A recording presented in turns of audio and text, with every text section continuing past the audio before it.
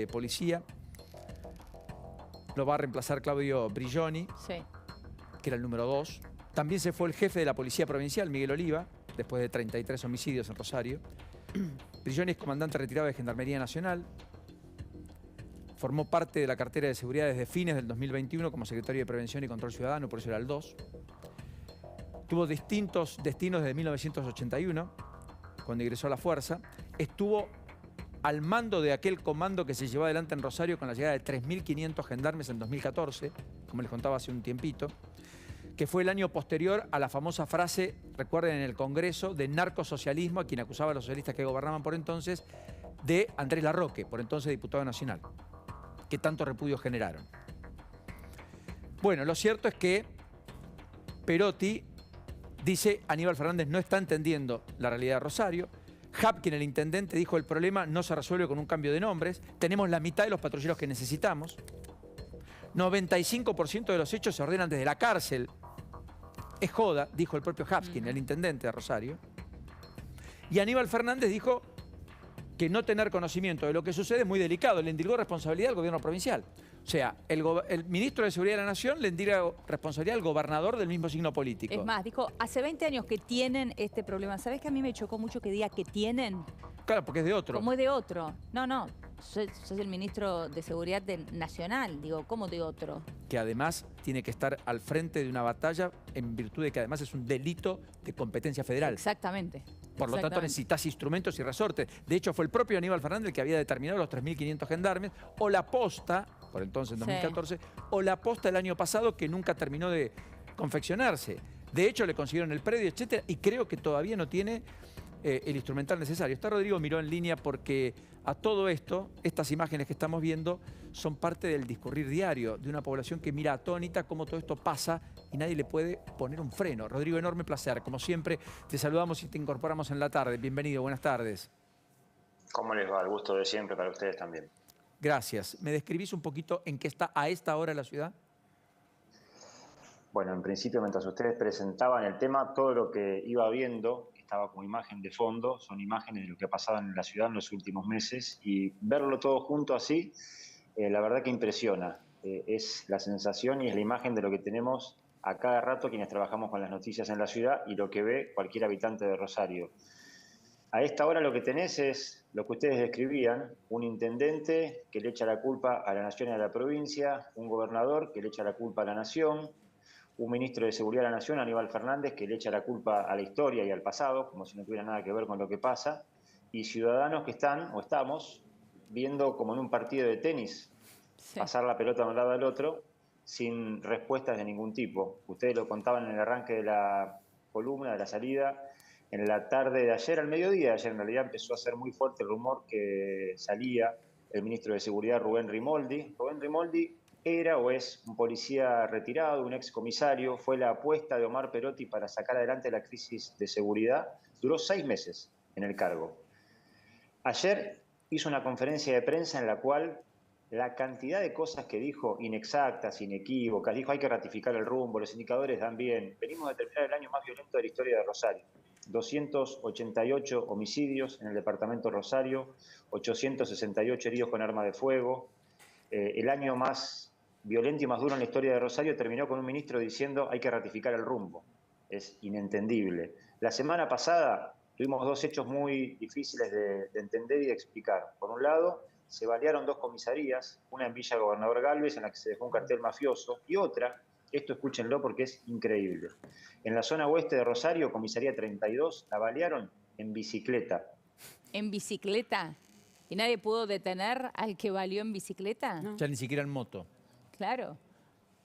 No, es insólito, no hubo persecución. Ayer le preguntábamos al ministro de Seguridad, al todavía ministro de Seguridad, y escuchen la excusa que daba. Dice: bueno, pero el que baleó se metió en una villa. ¿Y? La que policía no puede entrar en la villa. Claro. Dijo el presidente de la Corte que la calle había sido perdida, que había sido ganada por los narcos. Digamos, ¿compartís esa definición? Porque cuando habla un integrante del Superior Tribunal de Justicia es por algo realmente extremo, lo marcábamos ayer. Sí. Y parece un poco eso, reflejarse, ¿o me equivoco en lo que vos describís, Rodrigo? Mira, además de lo que podríamos hablar respecto de sus fallos judiciales y los temas como jurista, esta opinión la dio también como ciudadano, y la sensación que muchos tenemos es que el narco o las bandas ganaron la calle, que la policía no persigue a quien tiene que perseguir. Esto que les cuento yo es un ejemplo pasmoso. Hay otro ejemplo más cruel todavía, más difícil, que terminó con la vida de un joven, Lorenzo Jimmy Altamirano, Sí. era su nombre, un músico y malabarista de 28 años. Digo malabarista porque el pibe se dedicaba, tocaban dos grupos de punk rock y hacía malabares en los semáforos. ¿Se ubican en los semáforos cuando hay Sí. alguien haciendo malabares? Mm. Bueno, así se ganaba la vida, tocaban las bandas. Terminó de ensayar con una banda de rock la semana pasada, el miércoles a la noche, acá en Rosario llovinaba, había poca gente en la calle. Despidió a la cantante de la banda que tomó un colectivo a las 10 de la noche y empezó a caminar hacia su casa en la zona oeste de la ciudad, cerca del estadio de Newell's. A las 22:32, 10:30 de la noche, es la última imagen que se tuvo de él en una cámara de seguridad caminando hacia su casa. Luego de eso, 15 minutos más tarde, hay un llamado al 911 alertando sobre disparos en la zona del estadio de Newell's. Lo habían ejecutado con 3 disparos, 2 en la cabeza, y le habían metido en el bolsillo de su pantalón un cartel que hablaba de nombres de los líderes narcos. En los primeros minutos o primeras horas después del hecho, se creyó y se pretendió que podía ser un crimen vinculado a las mafias, Claro. que él era uno de los integrantes de alguna de las bandas.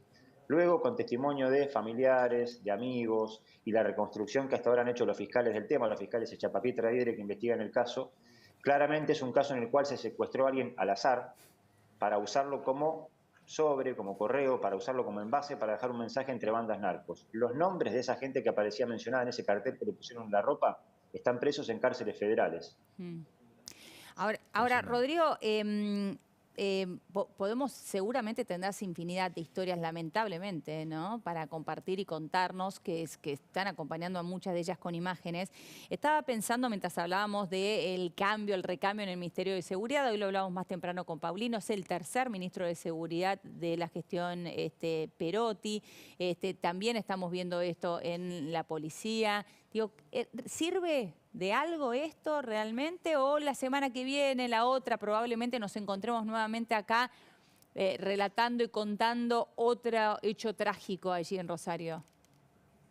Bueno, Paulino en su inicio comentaba la primera llegada de Claudio Brilloni, ahora ministro de Seguridad, a nuestra ciudad fue cuando era integrante de la Gendarmería y en 2014 vino a cargo de un operativo con 3.500 gendarmes junto a Sergio Berni en aquel momento. Te hago esta referencia no solo para nombrarlo a Brilloni, que tiene experiencia, recorrido y conoce el territorio, entonces tiene cierto plafón, imagino, como para actuar, sino además decirte que esto lleva por lo menos 10 años, 10 o 11 años en Rosario, con niveles altos de homicidios, con niveles altos de violencia. Por ejemplo, en los últimos meses, el último año, se ha configurado en el ámbito de la justicia provincial una unidad de fiscales que investiga balaceras. Tremendo. O sea, fiscales que su trabajo es investigar balaceras.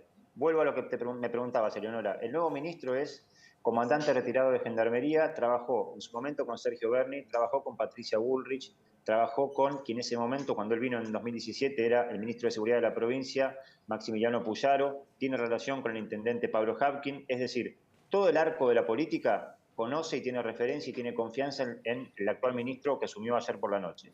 El tema es que tenés una policía que, en esto que yo les conté, que no persiguen a alguien que los balea en bicicleta, es insólito, una policía que ha tenido enormes nichos de corrupción, con policías y comisarios procesados y condenados, tenés un servicio penitenciario con enormes agujeros, esto que decían ustedes recién, cantidad enorme de teléfonos que se encuentran en las celdas, desde las cuales se mandan a hacer delitos. No es solo un ministro, digo, hay un sistema que es un colador realmente. Rodrigo, impecable como siempre, has hecho una descripción fantástica, formidable, que nos permite adentrar de manera única a todo lo que allí sucede y viene sucediendo desde hace tanto tiempo, por eso recurrimos con cierta premura cada vez que tenemos estos temas al encuentro con vos. Te mandamos un abrazo y gracias por esta descripción. Dale, gracias, hasta la próxima, chau. Casi al final dejó al pasar esta idea de que estamos frente a la perspectiva de un cobijo grande al nuevo ministro. Claro. Clara García, diputada provincial, ha pedido la conformación y le ha pedido al gobernador que convoque inmediatamente a todos los partidos a trabajar por la idea de una pacificación a la ciudad de Rosario. Algo eventualmente y evidentemente hay que hacer. Está con nosotros y mucho le agradecemos también. Diputada, ¿cómo le va? ¿Qué dice? Buenas tardes. Hola, ¿qué tal, Paulino y todo el equipo? Muy buenas tardes. Bueno, en principio, ¿tuvo alguna receptividad respecto al pedido que usted le levantó o le elevó al propio gobernador? Bueno, no todavía, el gobernador está en el primer día del 4º ministro de su gestión y en todo caso de 10 jefes de policía de la ciudad de Rosario. De todas maneras, no vamos a dejar de apostar al diálogo. Miren, hemos tomado un ejemplo como fue el de la pandemia, donde se conformó un comité de expertos ante un hecho de crisis, ante un hecho absolutamente excepcional, y creemos que la inseguridad, la violencia y estos nuevos modelos delictivos que también relataban recién requiere de un aporte en el cual las mejores personas de nuestros equipos técnicos tienen que estar ahora encontrando unas medidas de shock para pacificar Rosario. Pero también lo que proponemos es que, a diferencia de lo que ocurrió en el 2019, donde la inseguridad se coló muy mal como parte de una campaña con un eslogan, bueno, esta vez no lo hagamos. Esta vez tengamos la seriedad de que todos los partidos políticos conformemos una política de Estado para que abordemos la inseguridad con fortaleza, enfrentando al delito de manera unida, que allí no haya grieta. Pero, diputado, ¿usted cree que realmente existe una decisión política para que esto suceda? Bueno, ojalá que sí. Hasta ahora el hecho de no tener diálogo, de no generar consensos, es más, de intentar expulsar ese diálogo de un tema tan sentido como la inseguridad, ha dado resultados muy malos. Y creo que cada vez que nos sentamos y nos ponemos de acuerdo, tenemos buenos ejemplos para hacerlo.